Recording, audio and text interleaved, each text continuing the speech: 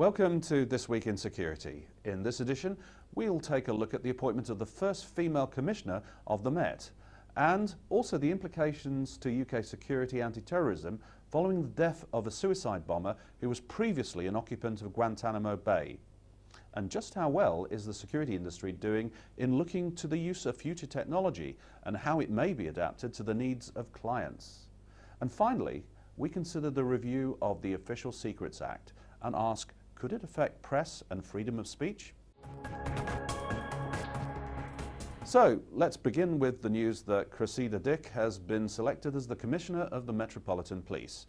Cressida Dick is one of the country's most experienced chief police officers. In 2014, she left Scotland Yard to take up a most sensitive yet undisclosed post at the Foreign Office. With her selection, the three top policing jobs in the UK are now held by women. The Met Commissioner, the head of the National Crime Agency, Lynn Owens, and President of the National Police Chiefs Council, Sarah Thornton. Perhaps something to do with the Prime Minister being Home Secretary?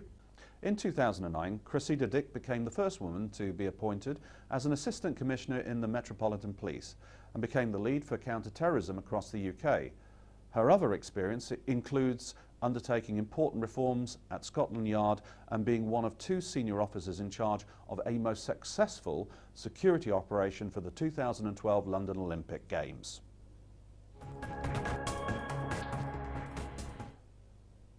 The Islamic State group announced this week that Abu Zakaria al-Britani, a British fighter, was killed when a suicide car bomb detonated near the second city of Mosul. ISIS forces occupying the city are under immense pressure from Iraqi and Kurdish troops, supported by coalition air forces.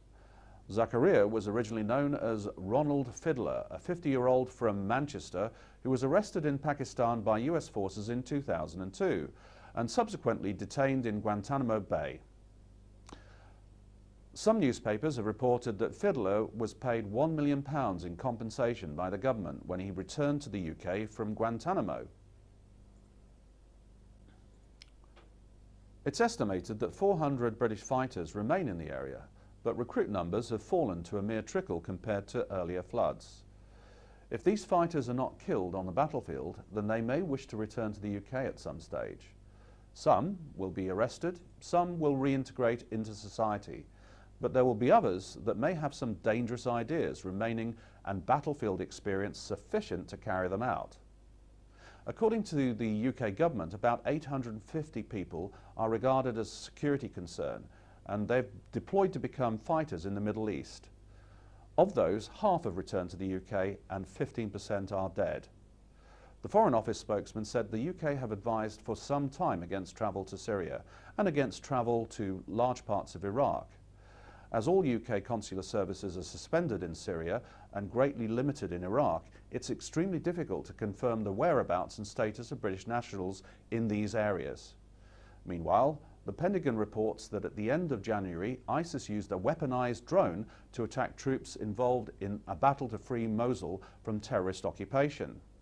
The unmanned aircraft was a fixed-wing design, said a US spokesman. Security experts have been concerned for some time about the risks posed by drones, not necessarily just on the battlefield, but to civilians in cities.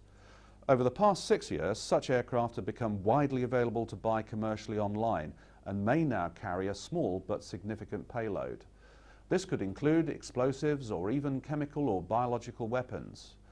There is equally a vibrant market in counter-drone devices, and following this first use by extremists in the Middle East, much more attention may well be placed in this area.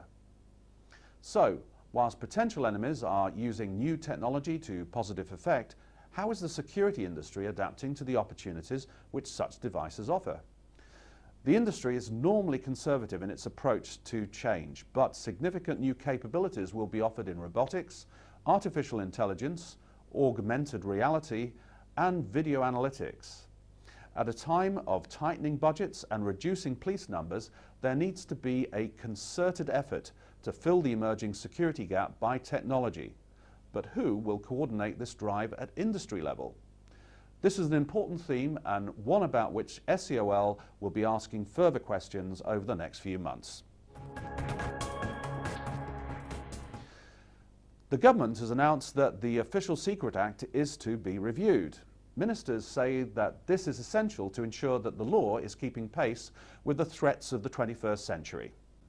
And finally, a consultation paper has been issued by the Law Commission surrounding the issues of protecting official information.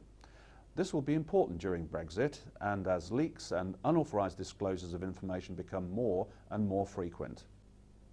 So, what exactly is classified information? Well, classified information is protected because its disclosure may harm national security or damage international relations.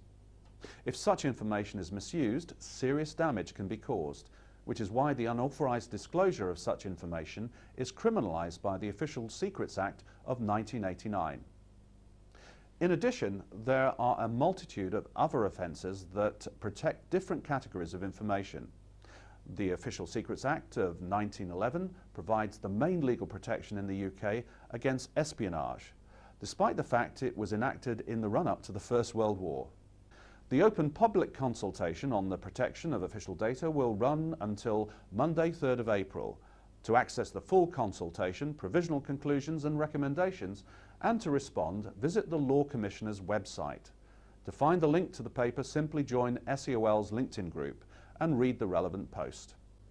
That's it for now, and if you've enjoyed this news, make sure you're subscribed. Or if you'd like to become a sponsor or partner, contact us by email via newsdesk@SecurityExpertOnline. Bye for now.